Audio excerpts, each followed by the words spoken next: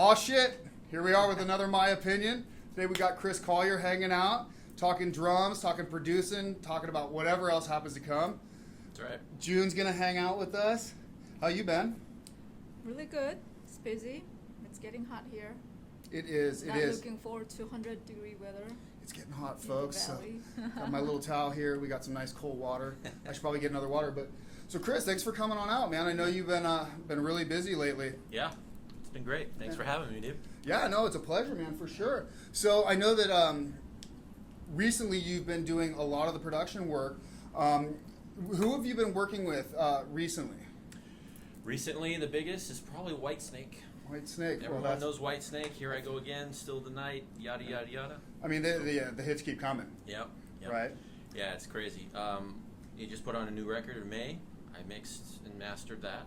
I did a remix of the 1984 record, Slide It In.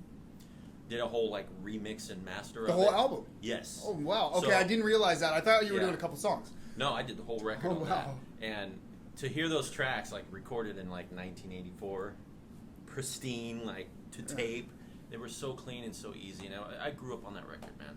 Yeah. I told them the whole story, covered it the whole story, the whole time I was mixing. I was getting goosebumps. I was just like, this is incredible. I can't. It's so Dude, surreal. I'm actually getting goosebumps Me hearing too, that. 'Cause I'm I'm like, getting so them there's again. so much we want to talk about, but I don't want to jump the gun. But all good. wait, you actually got the tape reels? Like how? No, how does that work? Because They did the transfers already. Okay, So okay. they've been working for years upon years to get the reels from said record labels, wherever the masters were. They were trying to get the tapes transferred to digital. So over the years they've been doing that. And even when I got there, they were still in the process of even getting some other records, still waiting on the reels. Guess it takes time. Labels take their sweet time. Yeah. Publishing houses, wherever the tapes come from. But yeah, it was, they had that ready to go when I was there. And he's like, well, you just mixed the Flesh and Blood record. Now, try Slide It In. And then I was like, cool, let's do it. That's amazing. I'm probably going to do a lot of that David Coverdale accent. All right, that's great. It just adds flavor. I would try to, I'm horrible with accents or any interpretation or impression of anybody. Horrible at it. So All good. I'm glad we got somebody that can. Yes, So very good. Well, so let's back up a little bit. Sure. So along the way to where you're at now, and I assume that I know that you're still playing drums fairly often too. Did you start with drums, or how did you get started with music? I believe, wasn't your dad a musician? Yes, my father was a guitar player, singer, songwriter, and he was always around. Like when I was a kid, they lived in Kansas. My dad played a whole bunch of shows. He had a band called Rated X. Okay, whatever. But they were really popular among the Midwest back in the '80s, like mid '80s. And he'd even take me to some of the club gigs. So I'd be on stage. There's pictures of me on stage with sticks. Really? And then him and his band in the background, and they were, playing all loud, and I'm just like, whatever. And then, he had the band rehearse and record in the basement at the house they stayed in, so there was drums down there always set up, so I'd always go down there, and then that's how it all began. I just kind of naturally took to the drums. And then he brought me up on stage one time, and I got to play We Will Rock You in front of like 1,000 people. When I was like 5 years old. So that was like my first taste of playing drums. But the music stuff was always around. Like you always had a studio wherever we went. When they moved to California, I moved out with my dad. You always had a studio, whether it be in the living room or a spare bedroom. It was always around. And then he'd have some musicians come over and record. I'd see all that. My uncle would come over a lot, play guitar, and my dad would be still rewriting songs. And this is like when I'm like 9, 10, 11, 12, about those ages, and I'm soaking it all up. Like, still playing drums, air drums. Well, if you're surrounded by it all the time, it's really hard not to, especially since music is one of those things that the body naturally kind of feels, the Exactly. frequency, vibrations, whatnot. And the great thing is, he never forced it on me. He didn't say, you got to take lessons, you got to do this. He just saw it naturally come to me, and he didn't force anything on me. And then, throughout the years, I became a jock, played basketball, got really interested in that, and then I joined the marching band in high school, and then I got back into music. So, music was always there no matter what I went through as a teenager, growing up, and whatever. But music finally became number one probably in high school. And then onwards and upwards from there. So, June, did you got anything? Yeah, so this is first time I meet Chris. curious. Yeah, that's. So, did you go to school here for music, or what's your background other than just always being around music? I never went to school for it. If you want to say I went to school, high school, marching band, concert band, jazz band. That was my schooling, if you will. But I never went to any college or MI or did anything like that. What about bands? Like, were you actively playing with bands? Yes, in high school, while doing marching band and doing the stupid high school thing, played in bands down here on the Strip. Played a lot of gigs. I did a lot more of it out of high school when I graduated. And then my dad was like, you know what, son, just pass high school and go play in as many bands as you can and see which one hits and then go with that one. I'm like, cool. I entered the Guitar Center drum off. I did all these things. He's like, get yourself out there. But, I never had any formal lessons. If you count high school as formal lessons, then sure, I had those lessons. But again, like I said, lessons weren't forced on me, and I never went and took them. So, A lot of the best players couldn't even tell, I know Greg always refers to Borelli, and the guy couldn't tell you what a D dominant 9 chord is, but he'll school anybody when it comes time to sit down. It's like, it doesn't matter. Yeah, it's exactly. It's so, the ear.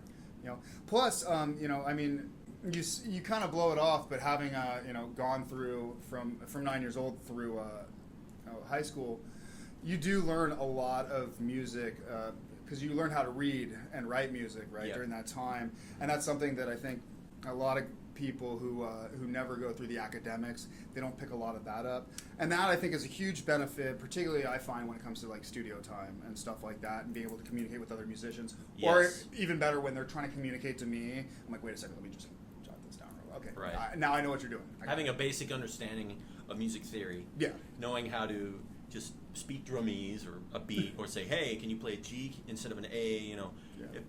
If you're an all-around musician and you can just speak the basic language, you can go really far. Yeah, I think that it's important to be able to communicate in a professional manner. Yeah. And if you don't really have the resources to teach you that, going to a school could be one thing, or at least have a mentor of some sort, because I have worked with people who are very talented, but they don't really know how to communicate or even send a session. I mean, you're a producer, so I'm sure you have dealt with people who doesn't really know how to prep their files. Oh yeah.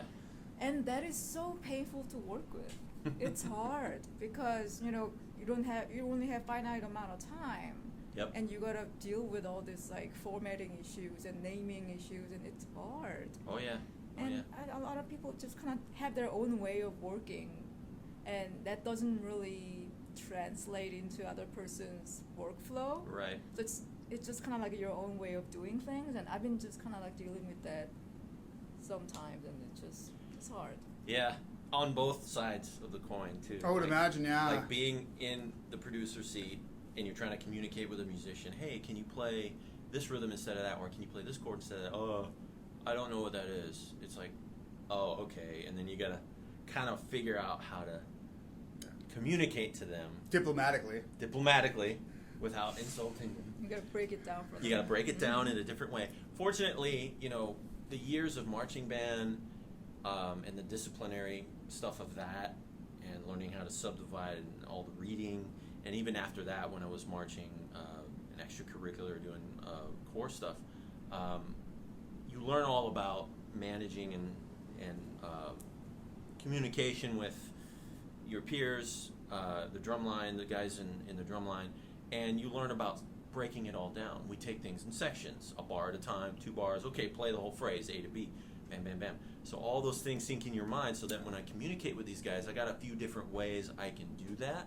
and I can say, hey, okay, you don't know what that is, well, here's the basics of that. I can go further down the tiers until I finally meet them somewhere there and be like, gotcha. This methodology finally works. Going down through, Yeah. Yep.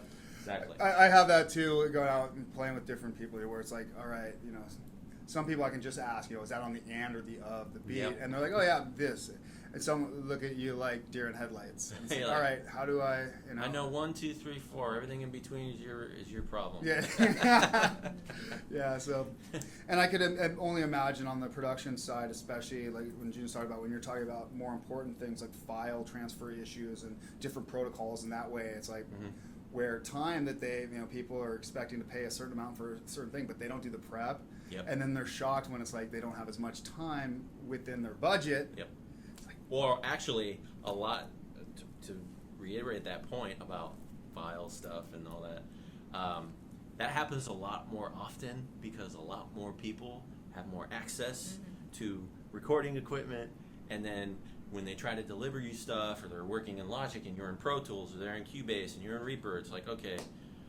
And then they send you files. What's this Audio 23? What is this? Yeah. I don't know what that is. Is that a guitar?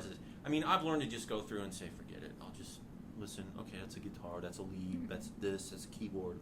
Whatever. But it happens a lot more often. But moving up in the ranks a little bit, as I have through the years, you tend to get more organized stuff. But every now and then, you open a session and you go, man, woo, look at all these cuts, look at all this stuff, it's just, whoa, this track's muted, and I'm like, and they're not inactive, and I'm just like, okay, should I use that, can I use that, what am I supposed to do, how am I supposed to do this? More questions than answers Oh, as you dude. open the shit up, you're just like, oh my god. It's sometimes it's a nightmare, but you get through it, you just sift through it. I have the I don't care attitude. It's like, I'm not going to sit here and sulk over it if it's bad. People, learn to prep your files. Yes, please. Yeah. I would appreciate Do that. everybody We would else. appreciate Do yourself a favor.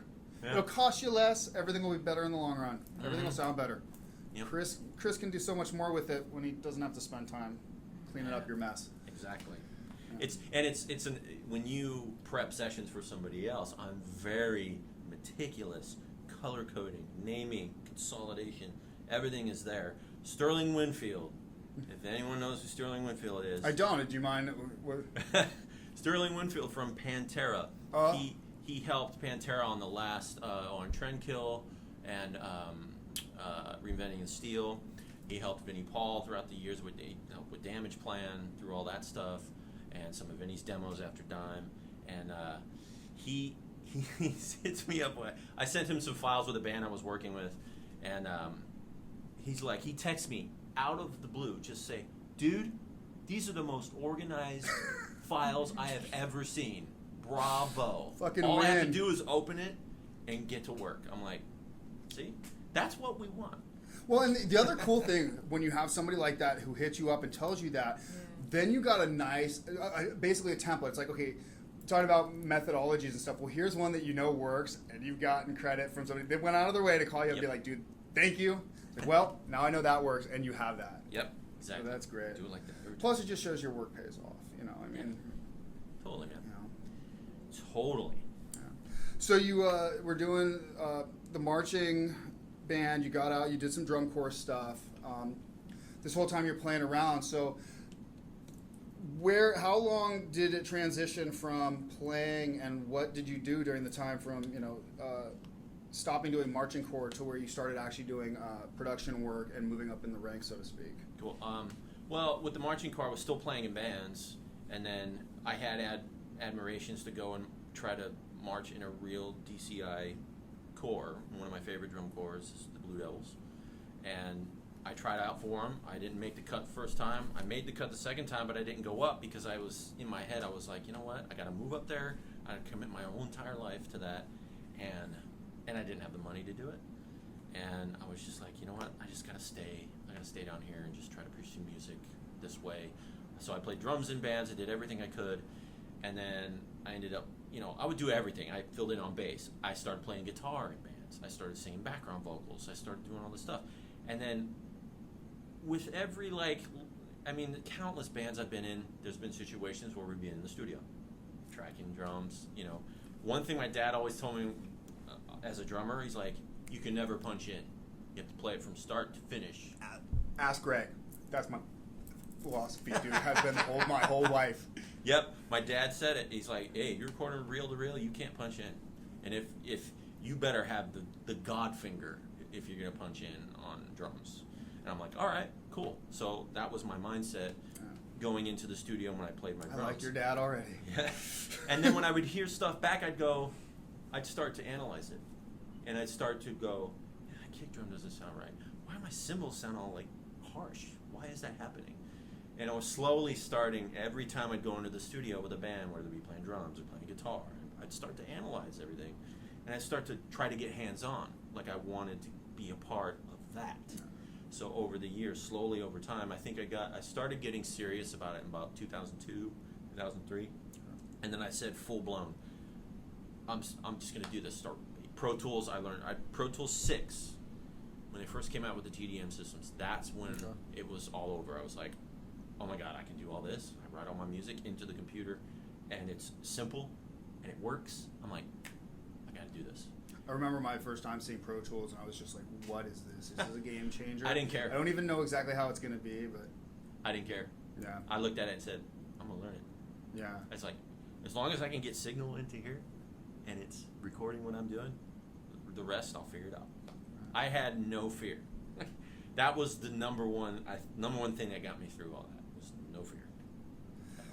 Well, you also, it sounds like you came from a good spot because you, essentially your ears developed trying to hone your own sound, which ultimately also, your ears start to get better and your own discipline and abilities and technique gets better. Yep.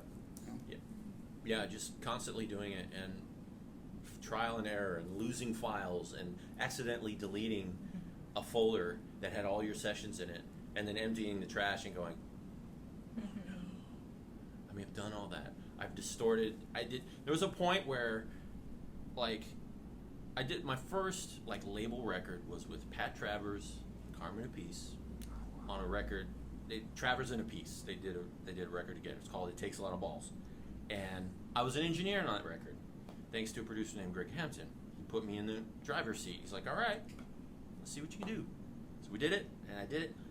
All it came down, okay, we need to export these files and get them to Pat Regan for mix. I'm like, okay. And I'm like, how do I do that? And I tried all these different ways. I tried to trial and error, and then some of the tracks were distorted.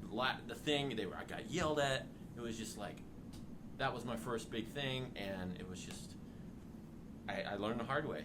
The guy actually, to the fire sort of thing. Yeah, the mixer had to come in, and he's not a Pro Tools guy. He at the time he was mixing on Radar. That's why he needed the files exported. Oh, okay. So I'm like, so he showed me, here, this is how you do this. And I'm like, oh, all right. So, just throughout the years, just trial and error, working with different bands, doing gigs for free, little to no money. When I figured out how to monetize it and be like, okay, now the next band that comes in, maybe I can charge this much. Let's see what happens. Bam. They love how it sounds. Cool. The next band that comes in, I'm going to charge this much. So on and so forth. So between the times of 2003 and 4, 2006, really, I was still playing in bands, but that was it. I knew in my own head, this is what I'm going to do. I'm like, the band thing is probably going to fizzle out. I had the plan B already set. Well, you had the plan where people are going to come to you instead of you having to go to them. Well, that too. Yeah. But there was a lot of ups and downs. I had the fortunate, I started in a studio. I didn't really have to intern. How did you, because I'm sure that there's some people interested in, and to back up a bit, so you started in a studio, but also you said that you incrementally, asked for more and more and did that. Would that be something, and would you recommend it to some youth coming up, how to get into it? Would you recommend the path that you took and how, ultimately it worked out for you, but well, it worked how out was for me. that? I'll briefly give you the synopsis. If you don't mind. Yeah. I played guitar in a band called Weed Eater. This is probably one of the best bands I was part of, writing songs, helping. Weed Eater? Weed Eater, all E's. It's not to be confused with the doom metal band that's still playing today called Weed Eater. They spell it the right way. Anyways, this studio was a rehearsal/recording studio, and we rehearsed over the wall at this other place, but we went over there and said, ooh, this is fancy. Let's come over here and rehearse. The guy that worked there, one of the owners, was like, he got wind of our music, and he's like, hey, I want to do a demo for you guys. So we didn't record. We started recording over there, and that's how it all started. All right. So over time, when I kept getting interested in that part of everything, he would let me do things. He'd let me come in on my off time. I worked at ESP Guitars during the day. I had a 9 to 5 job, teching guitars all day, boring as shit. Then I'd come to rehearse and I'd be like, and then I just pop right into the studio and be like, what's going on in here? And then when we do our demos, I'm just like, okay, like I'm sitting next to. So you were really inspired by this yes. aspect of it. Yes, I was almost to, like I said, I already had in my head, this is what I was going to do for the rest of my life, and. So borderline obsession at that point, even. Yeah, yeah. Now it's full blown, but back then. Right, exactly. And then that's how it spawned. Now, in terms of would I recommend it to anyone coming up, it doesn't matter. However you can learn. I think the most important thing is being hands-on. And that's what's important. You can get a laptop. You can go buy Pro Tools. You can go get Radar. You can go get Logic. And you can get started right away. That's the beauty of today. Back then, I couldn't do that. I had to go into a studio and do that. And I had to force my way in there. Even if someone didn't like it, I was just like, well, no one else is in here using the stuff. I'm going to use it. Yeah. So that was my attitude. Like I said, no fear either. So, but would I recommend that? Yeah, I mean, okay. I have my opinions about the school thing. I don't really, unless you want to get into that, we can. But I think school's a good way for the dogs to bark. Yes, yes. No, school's a good way to learn the basics, signal routing, all the technical stuff. But you will never learn all the real world, real life psychology with bands, artists, singers, female artists, male artists. It doesn't matter. All that stuff comes over time. That's the other thing is having experience in playing in bands and working with musicians that were temperamental. That helped too. Yeah, you're already tempered. Yes, already tempered, already built tough to withstand like being yelled at or dealing with band members that are yelling at each other or a guy that can't play his guitar part and just say, look, no one's going to know, give me the guitar. Next, let's go. Stuff like that. Just being able to deal with that. Being in bands helped do that. There's a lot of guys that go to school that they want to do that. I suddenly have this this picture of a snowflake coming out of, well, I'll just say MI for audio engineering these days, Yep. and getting thrown in with a mid-'80s Motley Crue and trying to deal with that mentality and those musicians not knowing what to expect. Right. Good luck. Oh, man. Good luck, dude. Have Good fun. luck. And- Young buck, 18, 19. You go But in that there. really just ties into what you're saying, though. You got to be hands-on. You got to go do it because there's no other way you're going to do it. You have to work with these people. You have to know these people. Unless you want to be an EDM artist, then you don't have to work with anybody. Oh, yeah. Do You your just- own thing, and then you just do all your stuff, put it out, and then go do your gig. Yeah. But, that's Do powerful. dub stuff, put 1,600 tracks stacked on top of each other, and let's go. There you go. Call it a day. But if you're working with musicians, it's a whole different animal. I mean, like, going with the big boys, I didn't know what to expect working with David Coverdale. I didn't know what to expect working with Korn. I didn't know what to expect. So, but all the decisions I made and all the artists that I worked with over the years prepared me for that. I didn't get thrown in the fire. Well, I kind of got thrown in the fire with a couple. Like I said, Pat Travers and Carmen Peace, those guys are seasoned vets. I Yeah, got thrown in the fire. initially, but that's good. It seems But like it yeah. was good for you. You got Yes. your calluses and whatnot, and Yep. and now you're able to traverse this thing successfully. Yep. Which so many people are trying to find their niche, figure out how to make certain things happen, and it's Yep. I did learn the hard way. It took a long time. Like, to be able to walk into a fully furnished studio with a console and being able to look at the patch bay and go, okay, I want this there. Okay, where's the ISO room? Okay, I can patch this. Be able to walk into any studio and do that. Maybe not as well as the assistant because he knows the studio, but if I had to do it, I can because over the years I've learned that. Again, that's the importance of school. School will teach you to do that stuff. And I didn't go to that kind of school to do that. I had to do it on my own. I had to learn how it worked. Again, learn the hard way. yeah, still, So- there's nothing that says that these people going to school, it makes it any better than anybody else. So, and I Right. figure, and you also have, from my understanding, one of the hardest things to try to teach somebody is to have the ears Mhm. and to be able to hear and know what they want to get the sound to be, and then how to change it and adjust it to get take the initial product to the final product. Yeah, that's For me, as I've gotten older, with a little more experience, I call it the ID GAF Attitude, and you know, they came to work with me for a reason. They see my track record. I'm hands-on. If you don't like that, then I suggest go and work with someone else. And you know, I will tell you if it's wrong. I will sit here. I'll say, no, that's not right. That's not together. No, that doesn't sound right to me. Oh, you're flat. You know, I'll work them. I work them to the bone. And it's just over the years, again, all the experience working with different types of singers, different types of musicians. That just comes with the territory. Just you know, just doing all that. You know. You got anything? Yeah, so I was gonna ask, so what is your current setup like? Or do you have a studio that you work out of, or do you have a studio that you go into, or do you work out of home studio? How does that work? I have a home studio Mm-hmm. that I've built over the years. It's mainly catered to, I would call it post, like mixing and mastering, because I can track everything. I can do full production at my place, but drums, because it's my house, Right. it's in my house. I haven't built out the garage to, you know, for drums or anything. I'll go to a separate studio to do drums, or if the band requests to do that, I will do that. They just gotta pay for it. But yeah, I can do everything there. Like I said, I've catered it to a mix and master studio. Most of my money is spent on the software, and good conversion, and you know, getting my signal flow in and out really pristine.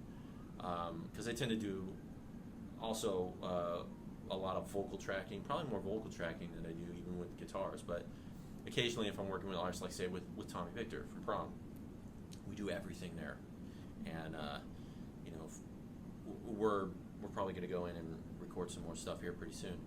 And I don't know if Greg told you I'm a kind of a fanboy. There's very many people who I'm like, really, yeah, shocked by. It's like, but Tommy, yeah, because I was listening to Prong since I was a little kid. cool, man. Yeah, That's so, dope. Yeah, I mean, the last I've done 4 records with Tommy, and the last 2 were strictly me and him, just me and him. You know, I don't want to reveal all the secrets, Yeah. but let's just say it was all done in my studio, all of it, Awesome. and from front to back, pre-production, demos, mixing, mastering, all the way to the end. And you know, I think that's great. To be able to do that now, and you know, with all the knowledge I've accumulated, it works really well for me. And what I turn out, people like it. So, you know, why change it? Why say, oh, I'm gonna get all this outboard gear, and oh, you need to go through the Neve preamp. It's like, dude, software is getting really good, and that's where I'm concentrating most of my time. Eventually, I want to be the Chris Lord-Alge. I just want to mix. Just want to mix and master. That's all I want to do. I don't even want to deal with the production side anymore, no recording man. or anything. Just I'll take mix notes all day long. I'll take countless mix notes, emails, phone calls. Cool. I'll even take an occasional artist being there with me. I'm cool with that. If we have to spend 18 hours a day, 18 hours a day in a studio tracking and all this stuff, it's like, okay, I've cut my teeth doing that. I think I'm good with that. But yeah, as far as my studio, I have everything I need, all the modern stuff, everything. So I mean, at this point, the outboard gear could be more like a placebo effect. If you come in and you see all these things, you must be legit. right. You know? Yeah, you have to have the wall of equipment, or you're not cool. why do you know? why do you think you keep seeing hip hop artists in a real studio? You don't see them in a home setup. You see the real I think big it's just dogs that they in a real really studio. feed off of the vibe. Like they Yes. enjoy the vibe. There is something. There That's is a huge. exactly I think what it that's is. yeah. You Your hit- environment, being in the right environment. Right. You hit the nail on the head.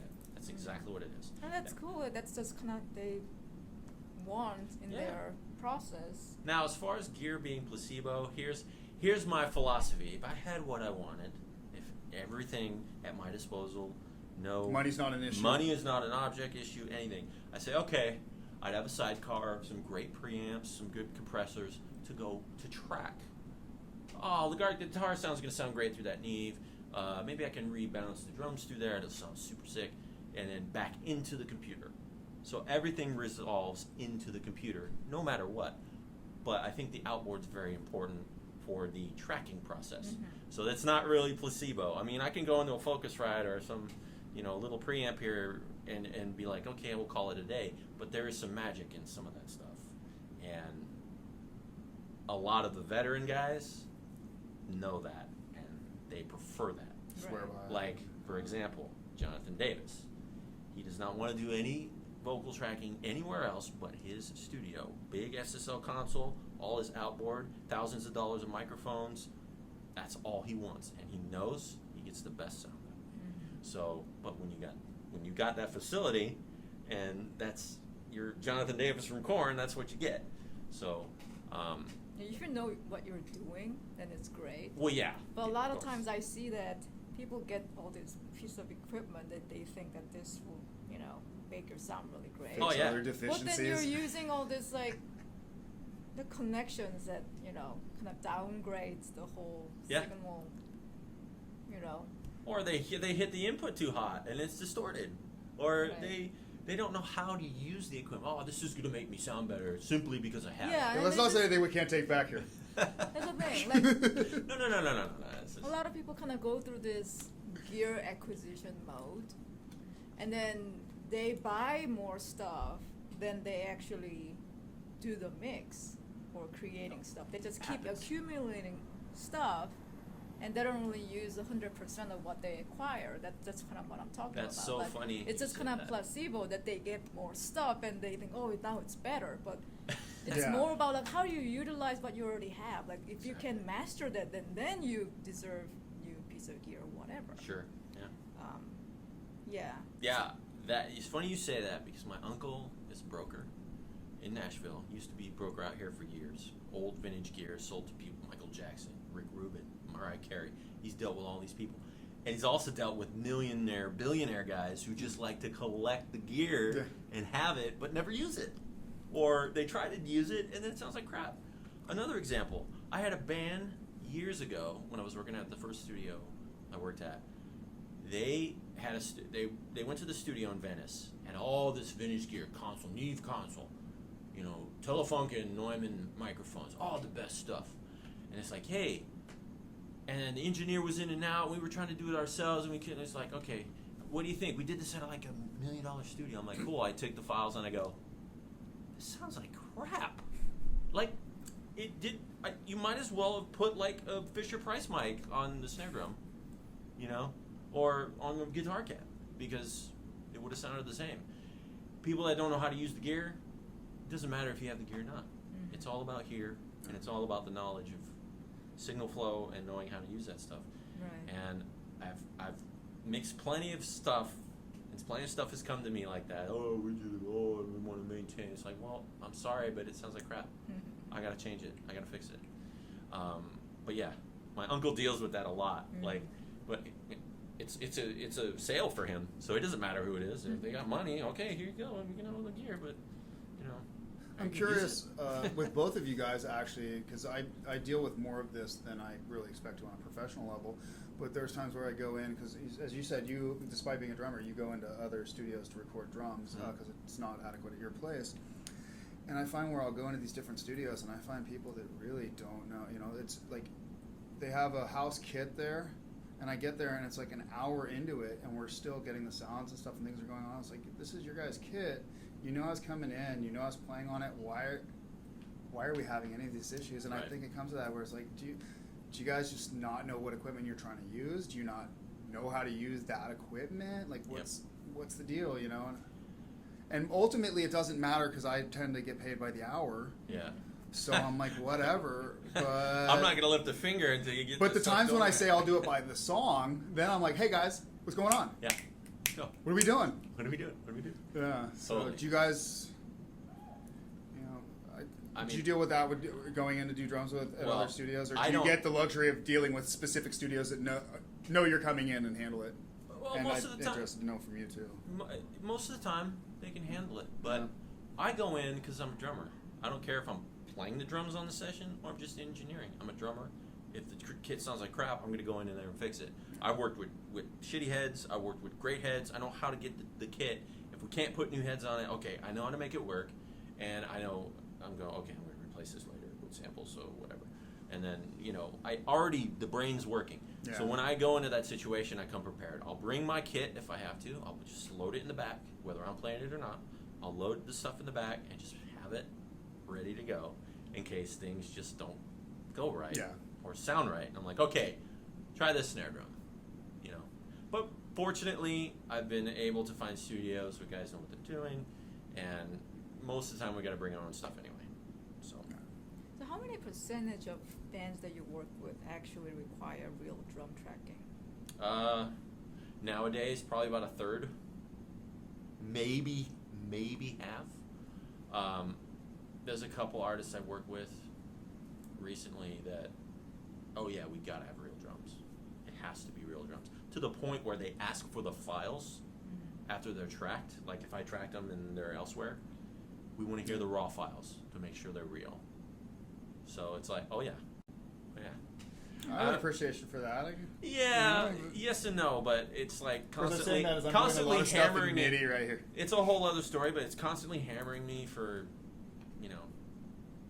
it's real drums. No samples. The fact that, what do you want? Well, it is weird if somebody would come to you knowing your reputation is specifically seeking you out, but then not having enough, thinking enough that you have enough credibility that you're going to send them what they ask for. That doesn't. But but there's a lot. Hey, it takes all sorts of people to make up this world. So it's okay, but it's okay. I do it and I do it for them. I don't argue. I just do it. And but I'd say about a third now. I mean, to be honest, drum sampling and virtual instruments are so good now, even on the acoustic kit end, that if being a drummer, knowing how to programming drums, Greg's P.D.P record, just that's where I was like honing it in.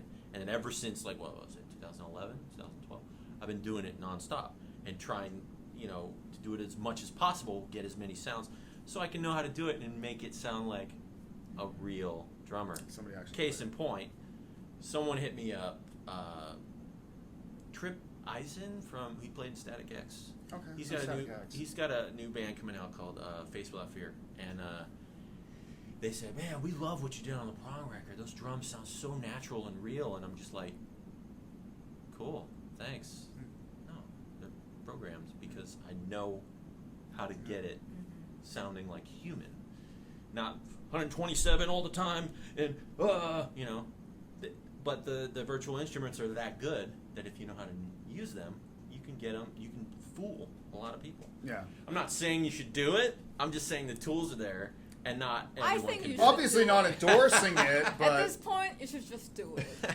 Hey, come on now. Us drummers need gigs too. Yeah, but that's your gig. Just bring your V kit and you're good. Yeah. You can do You know what? If you have that and you're good at it, then you can do when you're 80 Well, no, years old. to actually back up Chris's point, though, no, I mean, the majority of, I'd say over half the stuff I do for people now is with the MIDI drums here. And as much as I hate to say it, and I probably will cut this out, we'll see, but I do a lot of one pass through to the click, and then I just go in there and just start cleaning up. Yep. I mean, because it just, unless somebody's specifically paying me to like, all right, dude, we have this thing, we're doing this creation. Most of it's just, hey, we need a generic drum beat for this thing we're doing, we gotta get this thing out. Okay, cool. One pass through, clean up, send it over. Yep. They'll be like, hey, can you do this, this, and this? I'll change that, send them the second one. There we go, we're good. Cool. And yeah, I mean, again. Of course, I have significantly less pressure and work for significantly lower people on the totem pole than you do. Hey, it's all good. It's all the same. It's all the same thing. Yeah. It's just the tiers. That's all it is. Did you work on P.D.P album? Mm-hmm. I did Mass Delusion, and I did the new one, the Arcane Ascent. I mixed and mastered though. Love both of those. Both. You did awesome. Cool. Thanks, man. Well, part of the reason why you're here, amongst other things, but yeah, man, it's just. Cool. Let's see. So, one thing. So, I wanted to ask, what sort of obstacles you've had along the way? Have you had, any, for lack of a better way to put it, any haters, anybody who's tried to stop you at certain points or cut you down, whether either in marching corps, in bands, or on the production side? You know what? I can't recall anyone literally trying to stop me unless it was a band just not paying me on time or something. But I can't think of anyone in particular or any haters. Obstacles, plenty. I mean, you run into snafus all the time with artists, you know. Even today, like, even when I do test mixes, I do them knowing I may get the gig, I may not. And what did I do wrong? You know, what can I do to fix that? Still doing that today. But back then, coming up throughout the years, I mean, there's always obstacles, everything you do. The biggest obstacles came in playing in the bands. Mm-hmm. Like gigs, Yeah. someone not showing up to the gig, you got thrown in jail or something, or you know, we get to the gig and you're only playing 10 or 15 minutes when we're promised half hour, 45 minutes. It's like, sorry, you know, stuff like that. That was all mostly on the band side. You know, dealing with musicians and bands, just arguing and fighting. Those were a lot of obstacles. As far as the recording side, maybe my obstacles were just my learning what I knew and what I didn't know. So making mistakes, all the mistakes I made, all the different producers I worked with, you know, not doing things their way, you know, just screwing up different things. Those are the kind of obstacles that That seems everyone like a goes good obstacle to point out, actually, that I think a lot of people moving up in your position would, the idea of working with certain people and having to learn how to work with certain people, because, you know, we all come from different places and our mindsets and our approaches are different. Yep. And learning to be patient with people and hoping that certain ones will have patience with us as well along Yep. the way. Yep, that's important. I think one of the most important things is, on top of learning your craft, is get fast. Especially today, get fast, and then just pay attention. Like if you're working with someone new, pay attention. Don't be afraid to insert your own thing, and if they don't like it, they're gonna say something, and that's okay. You gotta go in you gotta have tough skin, and you gotta be able to take the word no, and you gotta be able to deal with frustration. Not only on your part, but on their part. If they get frustrated with you and you're taking too long on something, you got to be able to deal with that. Maintain I composure. still mentally sometimes get whacked out because someone sent me a weird note and I didn't know how to take it, and I'm just like, what the hell? I think we all have Yeah. those moments where it's just like, what is this? Yeah. And And it's important to figure that out and just not take it so personally. My job as an engineer, strictly, don't take anything personal. Just go in, do your job, do what you're told, and get paid. As a producer engineer and doing the all-in-one, I have a little more fight. I can get in there and say, wait, I don't necessarily agree with that. Why don't we try this?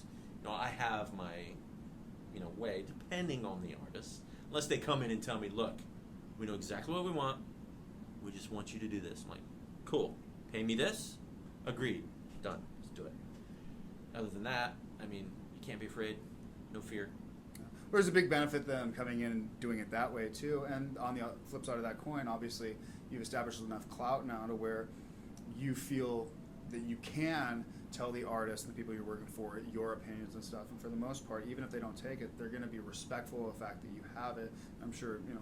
Absolutely, think about it, which, respect. Yeah. That's huge. And that's, I mean, that door swings both ways. And Yep. that's something that throughout the whole musical community and the whole entertainment community in general, I'd like to see a lot more of. Is just people having respect for each other and just Yeah. realizing that we're, you know, everybody's suffering on some level to really make this happen until they're not. And even when you're not, realizing, you know, you came up through it and, you know, you made your way through and other people are having that struggle. And, Yeah, that's huge. And then just being able to be appreciative of what you have, which seems like you really, really are, dude. And it's really yielding you a lot of results down the road as you go, which Yes. is great. 'Cause you seem like a super humble guy, man, I'm- for the achievements you have. It doesn't matter who I work with. Like I said, I've worked with Korn, been in the studio on 2 records with them. I'm working with Coverdale, king of the 80s, you know. No one forgets that guy. My head is always going up. It's always an uphill battle. It never plateaus. It's never going to fall. I'm not going to ever let it fall. I let it fall a few times earlier in my career, and that was probably my own fault for not being too proactive about it. But at the same time, you know, if I always treat it as a struggle, that I'm always struggling, I'm always going to fight. I'm always going to keep pushing. I'm always going to be working hard. So, and staying humble in this business, in this crazy, not so humble business, is extremely important, because you just play Mr. Nice Guy and let everyone else get mad. You know, it's not my job to sit here and start an argument. Right. It's like, if they want to argue with me, that's Got all better good. things I to don't do have with to your work with time. you anymore. I'll move on to someone else, or I'm going to take an extra month on your stuff because you're pissing me off. That's what you got. But I mean, you get what you give, you know, and you get what you give. Thoughts? Yeah. I knew you was gonna have thoughts on that. So at the beginning of your career, you were very generous with your services. You did some free work, and then you kind of worked your way up. So nowadays, how do you go about finding clients, and how do you advertise yourself, and how do you keep your clients flow? Like, how do you keep going? It's funny. Is it when I used to try to advertise and put flyers up for demo deals and stuff? I didn't get many bites, but people would hear my work and be like, "Who's that guy?" And then they'd contact me. Mm-hmm. They didn't see the flyer. They didn't see the ad. That's They what just, you want. That's it. Mm-hmm. So I keep that, I guess, you know, just throughout. The more and more records I did, like say with George Lynch, K.X.M, Lynch Mob, when I worked, that was kind of the kickstart. That was the jump start to probably all this stuff that How I've did you been doing. get these clients? Like, how did you? Well, for example, with George Lynch, that came through a buddy of mine named Neil Romer, whose sister is married to George Lynch. So Neil was telling George was like, "Oh, I gotta find an engineer. Oh, everyone just keeps flaking." Neil's like, "Call my boy." I talked to George a few times, and it took a couple years. So it was through your relationship. Yes, I got lucky on that, but you know, it's not to say that your friends can't introduce you to someone else. Like, I had a mutual friend named Justin Manning who introduced me to Tommy Victor from Prong. That was out of nowhere. It's left field. It's like my friends that got gigs elsewhere and say, "Hey, you need to work with this guy." Bam, bring him over to me, and then I do the rest, and the rest is history on that. So it's like, it's all about relationships. Like, It is all about relationships, but I think it worked out for you because you did your work. yes, And my you're work ready to speak- take these opportunities. And a lot of people are just discouraged by people saying like, "Oh, it's all about who you know." Well, half is that, half of it, yes. but it's not all that. Yep. And people think that, oh, it doesn't matter if I'm good or not because I don't know anybody. Like, just don't be discouraged if you're not, like a socialite or whatever. You don't have that many people that you know. Right. That's not everything. I think that you should work on it to a certain point if you're not really good at introducing yourself and getting yourself out there. Yeah. But that's not everything. You have to be ready. Whenever these opportunities come to you, you should be able to perform. Yes.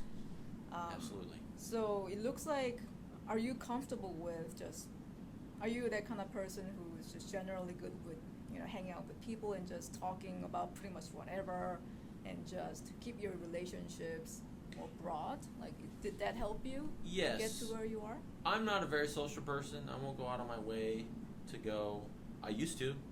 Even playing gigs like in the bands, I go, "Hey, I do recording, you know," and that's a good way to go out and get yourself known. But as far as the relationships, it's like, and keeping those relationships, it's important to keep communication. Say, "Hey, what's up?" Like, always keep in communication with those people so they don't forget you after you work with them.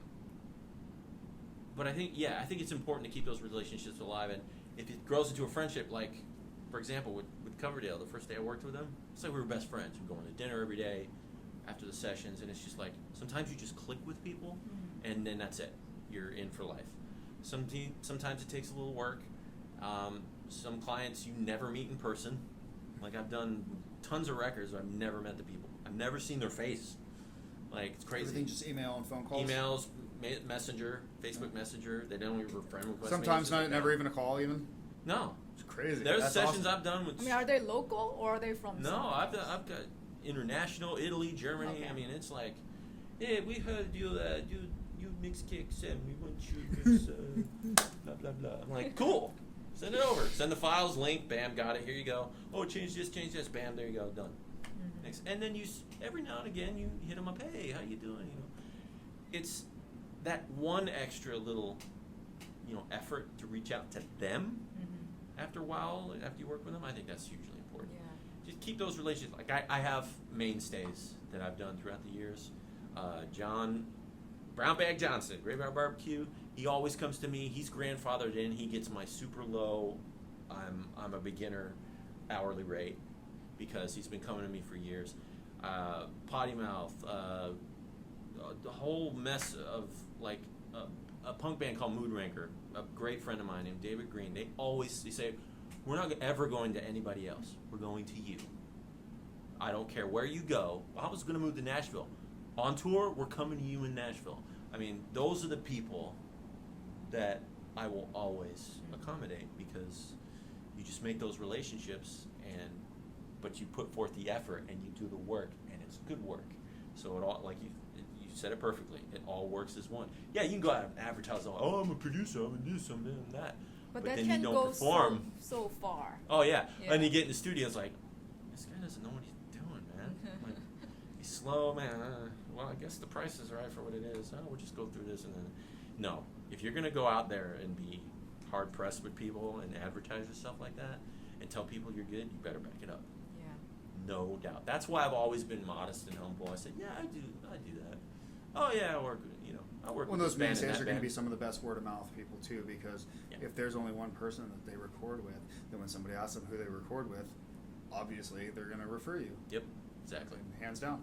So Yeah, I think it just really means a lot for musicians to find an engineer, producer, or even mastering engineer, whatever that role might be, just always get what they expect is huge. And just, you know, when you meet that person that just click with you, that's just so priceless because you don't have to worry about like what if it doesn't work out, you know, and then just Right. like it seems like you're a very efficient person and just like so super easy to work with.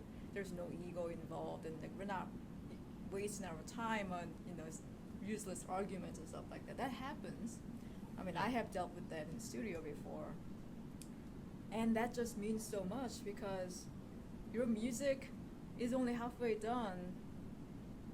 At the pre-production stage, it's just halfway done, you know? Right. And it's just like the other half, it makes all the difference. Mhm. And if you can't really make that complete, then it just doesn't do the justice. And even Right. like for a musician, I say this is a stupid analogy, but I'm gonna just say it because I'm gonna say it. Even like as a girl, to find the right hairdresser is freaking hard. And like to just like trust somebody and just Yeah. okay, do whatever, and then it just like this person just knows me. Like I don't need to even it's personal. explain that much. They just kind of know what I want and what works for me. Yeah. And even like do something that I didn't even expect, but like oh my god, that's better than what I was thinking. You know. Yep. I think that needs to happen in studios too. Mhm. And Well, I that's never thought of very that analogy, rare. but I think it's probably a pretty apt one. Oh yeah, that's highly accurate. I mean that's dumb analogy again. No, but- no. Actually, I'd be hard pressed to think of a better one than that. Somebody who knows exactly what you're looking for, but then can give you something a little bit beyond. Yeah. Add some spice to it, and be like, well, check this out. So this isn't the realm you want, but this is a step up, I think. You know? Yeah, and it's just like really personal. It's like it's your hair. It's like something that somebody sees. Well, like music is a representation of us. Right, it's just like so personal, you know? And it's like you hear it and that's you, right? So you want that to be represented in the best way possible. And that's so hard to find. Extremely hard to find. You know, there's a lot of button pushers out there, but I think the ones that will go even further is the ones that speak up and understand what the artist is trying to go for. Mm-hmm. And don't, again, it always comes back to fear, like no fear, don't be afraid. But then again, that could not work for them. And you just, for me, it's always been just be yourself. And if they don't vibe with you, that's okay. You know, it's cool. And they don't like the way you work, that's okay. It's nothing personal. You're cool, you work, you do your thing with them, and then you move on or whatever. But no, that's a pretty accurate analogy for that. Because, like, I can wear a hat all the time. My hair looks like crap. But I make sure when I go get my hair cut, If someone botches my hair, never going to them. They got to do it right. Mm-hmm. I don't care if I'm only going to do my hair once between the time that I go back again. I want it done right, and that's important. You got to find that person. Mm-hmm. So as they try to find me, or they're seeking me, I gotta find someone to do something for me that's just right. So I understand. I totally get it. It's just to be understood. Yes. Your art is only halfway done. Like, can somebody else bring it to life? Fifth member. It Fourth, totally fifth, sixth member, whatever you And may that's be. why your clients keep coming back to you, because you serve that role. Mm-hmm. Yeah. And the other thing is you work so much together, you just get it, and you just get stuff done, and then that's building the relationship. That's it. That's it. Real. That's real relationship. Right. Yeah. Well, before we wrap, do you got anything that you want to put out there for anybody? Any advice? Anything like? Aspiring engineers, musicians, producers, whatever you may be, I would say the number one thing, as I've said throughout this whole thing, don't be afraid. Just do it. Be aware if you can't do it, then it's not for you. But if you know you're good and you feel that you have something to give to an artist, or you want to help them, or you want to be a part of a band, and you just have that drive and that passion, go for it. It's all about no fear and having all that passion. All the talent will come. All the skills, all the accumulations, all the ups and downs, that's just going to happen. That all comes with that. Eventually you meet the right people. You get yourself in a good situation. Let your work speak for itself. Don't tell people you're badass. Don't tell people I'm better than that guy. Oh, I do these kinds of productions. It's like, no. It's like, hey, here's my card, or here's my number. Check out my Instagram. I'm getting started. I'd love to work with a band that's hungry just like me and has passion. That's important. And even me, it's like, if I find a band and go, I gotta work with those guys, even right now, I just send them a message. Hey, I love your stuff. Can I do a test mix for you? I would love to work with you guys. It's really that simple. And then my test mixes are free. I don't care. And I put everything I put into them as I do with a full mix that I would do for full price. So it's important to put yourself out there, and don't be afraid. And if you have a passion for it, get it out there. Live your passion. Just do it. Because if you don't, you're going to be miserable. You don't want to be miserable. Right. Be happy. I completely agree with that. Well, June, do you have anything else? Anything? I'm sure you could probably think of something that we forgot to cover in there. Yeah, I just think that I'm really glad to meet you today, because Likewise. it's just so refreshing to meet somebody who just does things without all these reasons you can't do it, and I think a lot of Pessimistic attitude. it's just like, I think it's good to just take action and see what happens sometimes, instead of like thinking about why it can't work, and like you said, no fear. That is so important. And I deal with imposter syndrome all the time, and I actually think that I hold a lot of fear inside of me that I want to still overcome. But I don't know if that's intrinsic thing or not. Maybe some people have more fear accumulated in their system and they need to overcome more of that. But I don't know if you worked on not having this fear, or you're just naturally not that guy to have doubts about your abilities or your futures. Well, I think I've naturally been confident. Not to say that I haven't had fear, because definitely I've had it. I mean, we're human. It's just... Yeah. So I'm gonna fight through everything. No, you're gonna have your bouts. You're gonna have your times where, this mix sucks. Oh man, that guitar sound. What did we do? Oh, I didn't take a DI. What? Why did I do that? All these things you go through. But and the difference between sitting there and sulking about it and getting it done is like, you just gotta get it done. Right. Just like, okay, I made the mistake. Fine. I'll tell them about it. We're just gonna move forward. That's the attitude that I've just built. You said it right there too. That's something huge that I think a lot of people are unwilling to do. I made a mistake. I'm gonna claim it. I'm gonna announce it. Okay, it's made. Move forward. Yeah, because if you hide it, the longer it takes for them and Nothing they find it beneficial out, to the company. it's like, then it's even worse. Yeah. And then they tell you, why didn't you come to me? It's like your parents. Like, you did something bad and you took so long to tell your Fear. parents. That's why. Fear. It's fear. Fear. Like, I would sit there and say, John, we got to take that again.